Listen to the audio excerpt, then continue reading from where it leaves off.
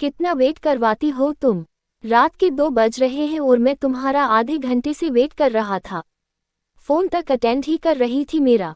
जान सकता हूँ क्यों? विराट से थोड़ा रूड होते हुए गाड़ी में बैठी हुई वेदिका से कहा। उद्धरण चिन्ह। क्यों अब गुस्से में उबल रहे हो? और मैंने तुम्हारा फोन तुम्हारी ही वजह से नहीं उठाया, अगर फोन उठाती तो तुम सीधा अंदर आने की कहते, जो मुझे कतई मंजूर नहीं था।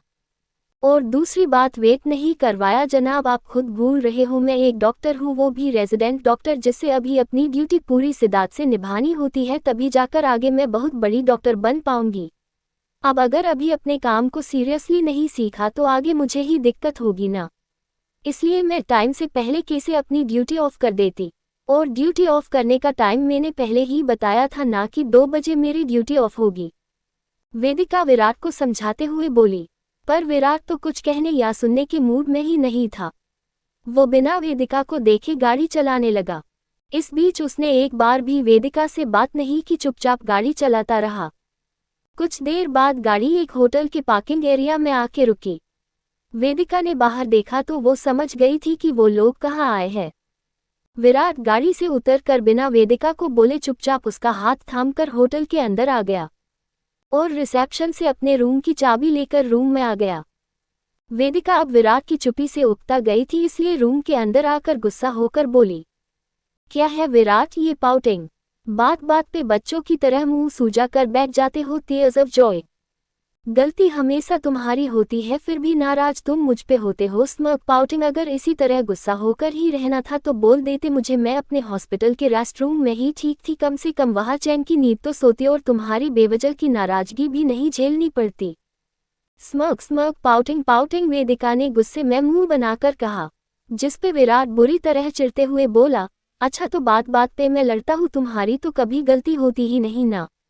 मैं ही बच्चों की तरह मुंह फुला लेता हूँ, tears of Joy tears of Joy, smirk smirk pouting pouting. Virat भी पूरी अकड़ के साथ बोल रहा था, तुमको तुम्हारी गलती तो कभी नजर ही नहीं आती, बस मेरी ही गलती और मेरा ही गुस्सा होना नजर आता है। उद्धरण चिन्ह। दोनों में से कोई भी अपनी गलती मानने को तैयार नहीं था, न ही इस बात पे गौर किए कि उन दोनों की लड़ाई के चक्कर में रात बहुत गहरी होती जा रही थी। बहुत देर बाद जब वेदिका थक गई तो अपनी कमर पे हाथ रखते हुए बोली, विराट क्या हम लड़ने ही यहाँ इस आलीशान होटल के इस आलीशान रूम में आए हैं? इसकी सजावट को देखकर तो किसी का भी रोमांस करने का मन हो जाए, और एक तुम हो जो आए हो तब से मुझसे लड़ने लगे हो। उद्धरण चिन्ह। लड़ने के लिए तो हम कल का इंतजार करके घर भी लड़ सकते थे, फालतू में यहाँ आने की क्या जरूरत थी? अच्छा शुरू किसने किया था? मैं तो थोड़े से पल प्यार के बिताने ही आया था, तुम्हारे पास थोड़ा सुकून से सोता। विराट से वेदिका के करीब जाते हुए कहा। उद्धरण चिन्ह। वेदिका बोली, क्या मतलब तुम्हारा विराट? इतनी देर से मैं ही लड़ रही थी, तुम तो चुप ही थे। हाँ तुम ही लड़ रही थी और तुमने ही पहले शुरू किया था, मैं तो हॉस्पिटल से आते ही चुप हो गया था, शांत था बिल्कुल, तुम ही आज शेरनी बनकर टूट पड़ी हो मेरे ऊपर। विराट ने वेदिका के हाथ को अपनी तरफ खींचते हुए कहा। और वेदिका आगे कुछ कहती उससे पहले ही विराट ने वेदिका को अपने करीब लाकर उसकी कमर में हाथ डालकर उसे अपने और करीब कर लिया और धीरे से उसके कान के पास जाकर बोला, आज के लिए इतना बहुत है मेरी लड़ाका, बाकी लड़ाई फिर लड़ लेना। आज इस रोमांटिक माहौल को थोड़ा और रोमांटिक बनाते हैं।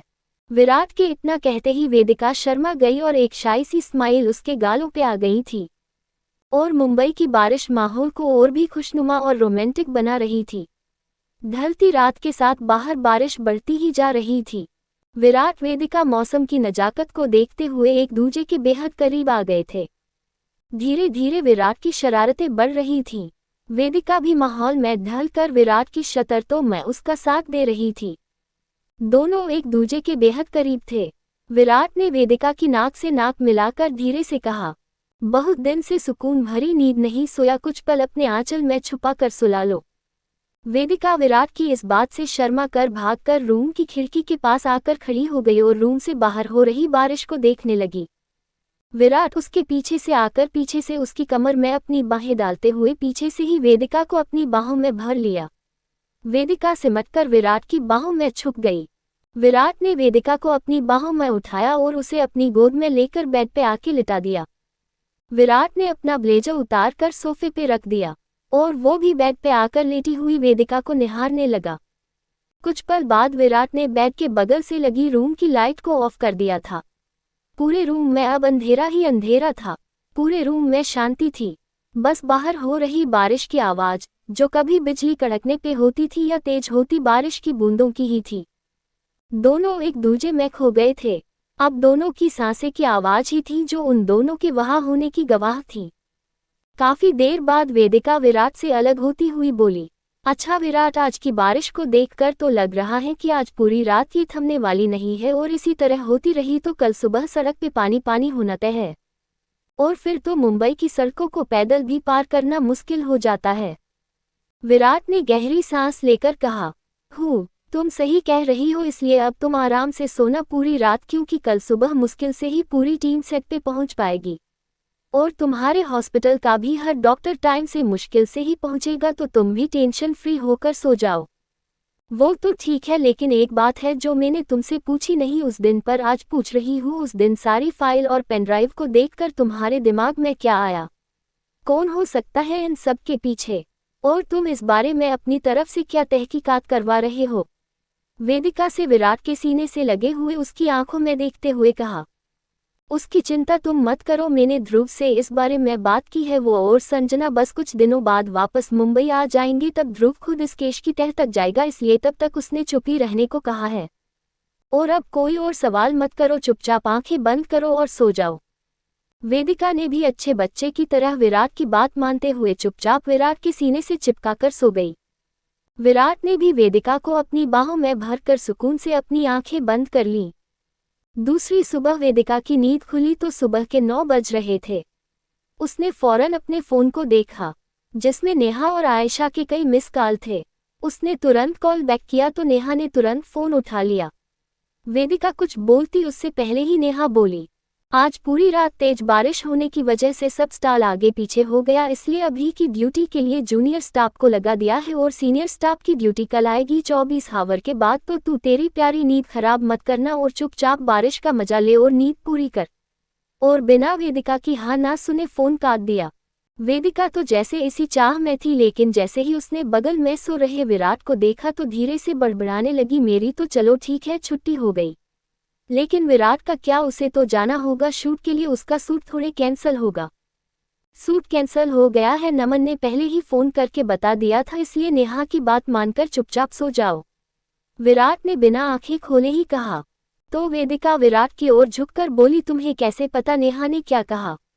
और तुम तो सो रहे थे ना, फिर मेरी बात कैसे सुनी? तुम्हारी सहेली की आवाज इतनी तेज है कि लाउड स्पीकर की जरूरत नहीं पड़ती, सोते हुए इंसान को सुनाई दे जाता है और बेचारे की नींद भी खुल जाती है। विराट ने अब भी बंद आंखों से ही जवाब दिया और वेदिका का हाथ खींचकर वापस उसे अपने बगल से लिटा लिया। वेदिका भी कुछ ना बोली, वो भी इस सुहाने मौसम में फिर से विराट की बाहों में सिमट कर सो गई। पूरे शहर में तेज बारिश होने की वजह से पूरे शहर में पानी पानी हो गया था, तो घर पे भी सभी लोग आज घर ही थे। महिरा भी ऑफिस नहीं गई और हरीश जी को फैमिली भी वैदेही जी के पास आकर बैठकर बातें कर रहे थे। सुहाना, चित्रांशी और महिरा तीनों अलग जगह बैठकर गर्म गर्म पकोड़े और चाय का आनंद ले रही थीं और बीच बीच में हंसी मजाक भी चल रहा था। वरुण और बिट्टू दोनों बैठकर बातें कर रहे थे। सेम, बेबो और नंदिता और वैदेही जी सब बैठकर बच्चों के खेल में मगन थी और हरीश जी आउट हाउस में ही बैठकर ऑफिस का काम कर रहे थे, या यूं कह लो रोज के अपने हिसाब में गड़बड़ी कर रहे थे, वो भी इतनी होशियारी के साथ कि आज तक किसी को शक नहीं हुआ उसकी इस गड़बड़ी पे।